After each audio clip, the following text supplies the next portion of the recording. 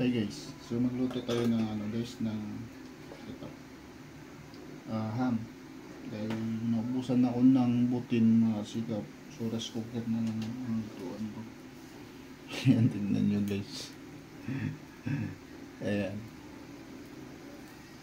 Ito yung buhay mga sikap. Walang arte-arte mga sikap. So naranasan nyo rin ba ganito mga sikap?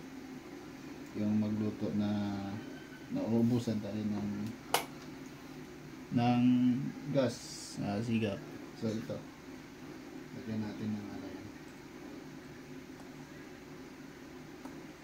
ang mantika mga sikap. So ganito lang ka-simple mga sikap.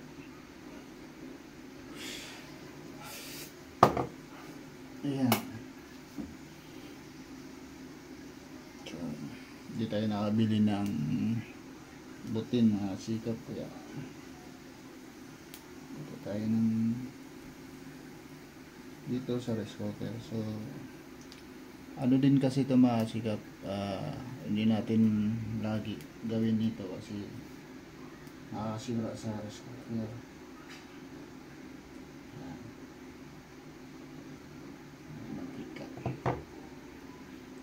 Pag gagamitan mo ng to, sikap ganito para hindi magbaba yung ng rice cooker.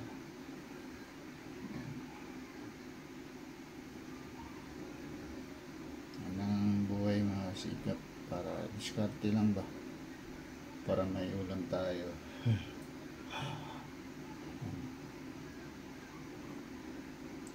Sikap. Pero ang payo ko lang mga sikap, huwag nyo laging gawin ito kasi masisira yung rice cooker natin pag ganito.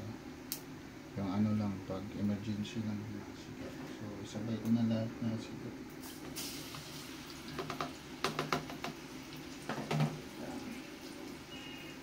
Ayan natin mga sikap, para hindi magdikit sa mga sikap eh.